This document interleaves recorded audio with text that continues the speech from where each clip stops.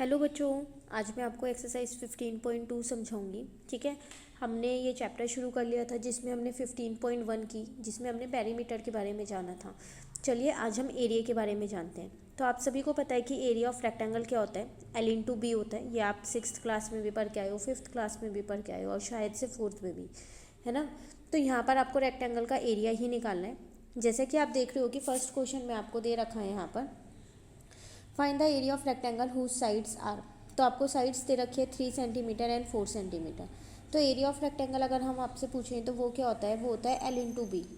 तो आप क्या करोगे, 3 × 4 कर दोगे और आपका आंसर आ जाएगा 12 सेंटीमीटर। ये आपका आंसर हो गया। लेकिन इसमें आपको एक चीज़ ध्यान रखनी है, जब भी आप एरिया निकालोगे ना तो यहाँ पर स्क्वायर ज़रूर आता है हमेशा। फिर चाहे आप वो किसी का भी एरिया निकालो, रेक्टेंगल का निकालो, ट्रायंगल का निकालो, पैरेललोग्राम का निकालो, ट्रेपेजियम का निकालो, एनी फिगर, किसी भी फिगर का निकाल लो, लेकिन यहाँ पर स्क्वायर ज़रूर आएगा। ठीक है। चलिए सेकेंड क्वेश्चन देखते हैं। इसमें आपसे कह रहा है find the area of the square. तो स्क्वायर का एरिया भी हमको पता है, वो क्या होता है स्क्वायर का एरिया, वो होता है हमारे पास साइड इंटू साइड। पता है ना आपको। तो साइड आपको दे रखी है 10, तो 10 × 10 करेंगे तो कितना आ जाएगा 100, और यहाँ पर आ जाएगा सेंटीमीटर स्क्वायर। तो ये आपका कितना आ गया, साइड स्क्वायर का एरिया आ गया जब साइड 10 थी। तो अब आप ऐसे 6 का भी निकाल सकते हो। यूनिट वही लगाइएगा जो यूनिट आपको क्वेश्चन में दे रखी है। ठीक है। चलिए नेक्स्ट देखते हैं। यहाँ आपसे कह रहा है कंप्लीट द फॉलोइंग टेबल। आपको क्या करनी है, टेबल कंप्लीट करनी है। देखो आप पहले टेबल में ध्यान से देखो, यहाँ पर आपसे पैरेललोग्राम की बात कर रहे हैं। तो सबसे पहली बात, पैरेललोग्राम आपको पता होना चाहिए। अगर मैं आपको यहाँ पर ये एक फिगर बना दूँ पैरेललोग्राम की, ये है, इसकी जो ये अपोजिट साइड्स होती है ना, ये इक्वल होती हैं। ठीक है। ये वाली साइड्स और ये वाली साइड इक्वल है। अपोजिट साइड हमेशा इक्वल और पैरेलल होती है। ठीक है। और भी कई सारी प्रॉपर्टीज़ होती हैं इसकी। मैं आपको इसकी प्रॉपर्टीज़ पैरेललोग्राम की जो एक लिंक है, मैंने पूरी प्रॉपर्टीज़ की एक वीडियो बना रखी है, तो मैं आपको इसकी लिंक भी दे दूँगी। तो आप पैरेललोग्राम की वो प्रॉपर्टीज़ भी अच्छे से जान लीजिएगा, क्योंकि आपको वो आगे बहुत काम आने वाली है। ठीक है। फिलहाल तो यहाँ पर इसके एरिया की बात कर रहा है कि एरिया ऑफ पैरेललोग्राम। तो देखो जैसे रेक्टेंगल और स्क्वायर के एरिया का फॉर्मूला होता है ना, ऐसे ही पैरेललोग्राम के एरिया का भी फॉर्मूला होता है। अब वो क्या होता है, वो होता है मेरे पास बेस इंटू हाइट। बेस मतलब ये हो गया, हाइट मतलब जो इसकी हाइट है, ऐसे अगर मैं बना दूँ तो ये हाइट कितनी ऊंचाई पे है ये वो। अब यहाँ पर देखो आपको बेस और हाइट दोनों ही दे रखी है। तो हम क्या करते हैं, चलो area is equal to base into height होती है ना, तो बेस की जगह बेस और हाइट की जगह हमने हाइट लिख ली। बस इसको मैंने मल्टीप्लाई किया तो 36 सेंटीमीटर स्क्वायर मेरा आंसर आ गया। ठीक है ना। अगर आप इसका बी पार्ट देखोगे ना, उसमें आपको एरिया ऑफ पैरेललोग्राम पहले से ही दे रखा है और हाइट दे रखी है, बेस आपको निकालना है। आप कैसे करेंगे, तो देखो एरिया का फॉर्मूला अभी हमने देखा, वो होता है बेस इंटू हाइट। तो जब एरिया दे रखा है तो फिर आप एरिया के नीचे एरिया को लिख दो। ठीक है। बेस आपको नहीं दे रखा तो बी को बी रहने दो, हाइट आपको 9 दे रखी है। इसका मतलब अब आपको ये बी निकालना है। तो जब आपको ये बी निकालना है तो ये 9 मल्टीप्लाई कर, तो इसको इधर ले आओ, तो ये आके इधर आके आपके पास डिवाइड का हो जाएगा नहीं हो जाएगा। बस इसको डिवाइड कर दो तो आपका बेस आ जाएगा। तो 3 चीज़ें होती हैं, एरिया, बेस और हाइट। 3 में से आपको कोई सी 2 चीज़ देगा और तीसरी चीज़ आपको निकालनी होगी हर बार। ठीक है। तो ये पूरी टेबल ही ऐसी है। अगले में देखो आपको बेस दे रखा है, ठीक है ना, और हाइट आपको निकालनी है। तो अब की बार हाइट को h रहने देना, बेस की जगह पर 7.8 रख लेना। फिर उससे अगले में आपको बेस और हाइट दे रखा है, तो एरिया आप निकाल ही सकते हो। ठीक है। बस फॉर्मूला याद होना चाहिए कि एरिया ऑफ पैरेललोग्राम का फॉर्मूला होता है बेस इंटू हाइट। ठीक है ना। चलिए उसके बाद देखते हैं। देखो यहाँ कह रहा है फिर कंप्लीट द टेबल है एक। अब की बार आपको एरिया ऑफ ट्राइंगल दे रखा है। तो देखो वैसे तो ट्राइंगल का एरिया हम डिपेंड करता है कि कौन से ट्राइंगल की बात कर रहे हैं, लेकिन जब कुछ नहीं लिखा होता ना, तो हम half into base into height उसका फॉर्मूला लगाते हैं। तो अगर आप फर्स्ट वाले में ही देखो तो आपको एरिया पहले से ही गिवन है। तो आप क्या करोगे, यहाँ पर देखो, यहाँ लिख देती हूँ मैं, एरिया की जगह मैंने यहाँ पर ये लिख दिया एरिया हाफ इंटू बेस। देखो बेस मुझको दे रखा है यहाँ पर 20.75, हाइट नहीं दे रखी तो एच ही मान लिया उसको, जब नहीं दे रखी तो हम कुछ नहीं कर सकते। अब ये यहाँ पर डिवाइड का है तो ये इधर आके मल्टीप्लाई का हो जाएगा, इसको इसके साथ मल्टीप्लाई का कर दिया, और ये इसके साथ एच के साथ मल्टीप्लाई का है तो ये इधर आके डिवाइड का हो जाएगा, क्योंकि जिसकी वैल्यू निकालनी होती है उसको अकेला छोड़ना होता है। यही होगा ना।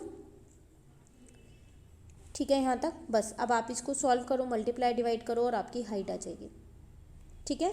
तो सिर्फ आपको फॉर्मूलेज याद होने चाहिए। अगर आपको फॉर्मूलेज अच्छे से याद हैं तो तीन ही चीज़ है फॉर्मूले में, बेस, हाइट और एरिया। तीन में से दो आपको देगा और एक आपको निकालनी है, तो ट्रांसपोज करके आप इजीली उसको निकाल सकते हो। जैसे कि अगर हम इसका एक पार्ट और देखें, अब आप पहली बात तो यहाँ ध्यान से देखो, यहाँ पर मीटर है, यहाँ सेंटीमीटर है, तो अलग अलग यूनिट से तो एरिया नहीं निकल सकता ना, तो पहले हम चेंज कर लेते हैं।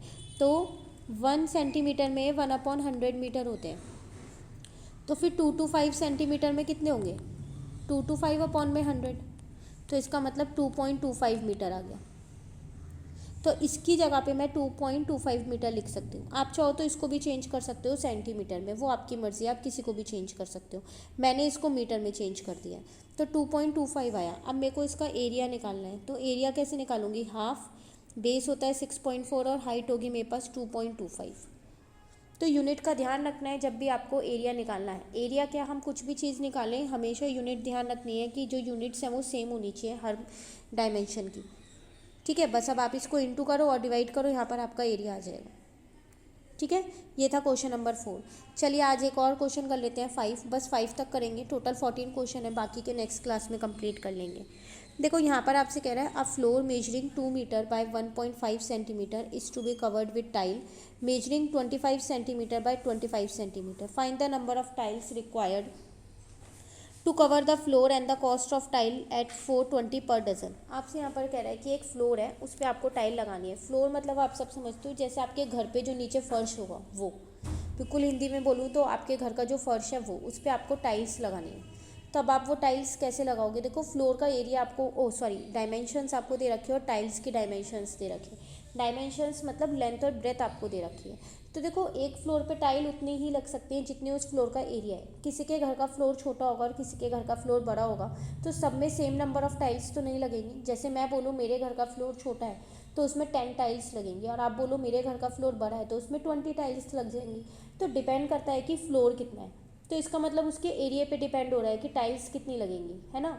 तो हम ऐसा करते हैं यहाँ पर फिर फ्लोर का एरिया ही निकाल लेते हैं। तो एरिया ऑफ फ्लोर होता है L/B, L भी दे रखा है B भी दे रखा है, तो मैंने यहाँ से एरिया ऑफ फ्लोर ईजिली निकाल लिया। अब बात आती है एरिया ऑफ फ्लोर तो निकल गया, तो क्या उससे नंबर ऑफ टाइल्स निकल पाएंगी, नहीं निकल पाएंगी। क्यों नहीं निकल पाएंगी, देखो टाइल्स का भी तो अपना एक एरिया होता है। कई लोग छोटी टाइल्स लगवाते हैं और कई लोग बड़ी टाइल्स लगवाते हैं, तो फिर वो भी डिपेंड करता है कि एक टाइल कितना एरिया लेगी, करता है नहीं करता है डिपेंड। तो इसका मतलब मुझे टाइल का एरिया भी पता होना चाहिए। तो मुझको यहाँ पर टाइल की डायमेंशंस भी दे रखी है 25 सेंटीमीटर और 25 सेंटीमीटर। लेकिन अगर एक चीज़ आप यहाँ पर ध्यान दो, तो आपको यहाँ मीटर में दिया है दोनों और यहाँ सेंटीमीटर में, तो किसी एक को आपको चेंज करना होगा। तो मैंने क्या किया, इन दोनों को चेंज कर दिया, सेंटीमीटर को मीटर में। तो 25/100 और 25/100 आ गया।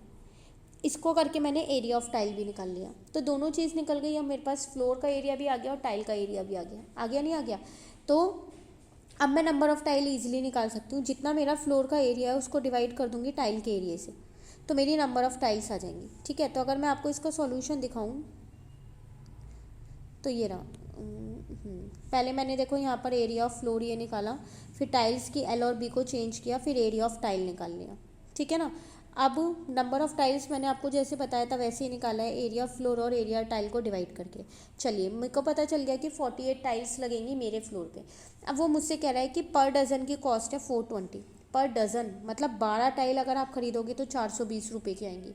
मुझे तो 48 खरीदनी है, तो एक टाइल कितने में खरीदूंगी, 420/12। एक टाइल की कॉस्ट निकाल ली, 35 रुपये की है।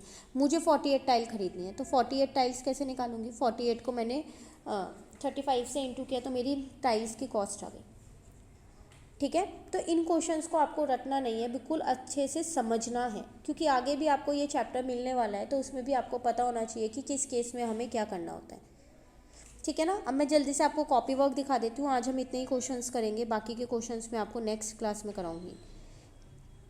तो ये रहे क्वेश्चन नंबर 1 और क्वेश्चन नंबर 2। क्वेश्चन 3, क्वेश्चन 4, इसका एक और पार्ट मैंने 4 का करवाया है, 2 पार्ट करवाए हैं, दोनों की मैं आपको बता देती हूँ। और ये है आपका क्वेश्चन 5,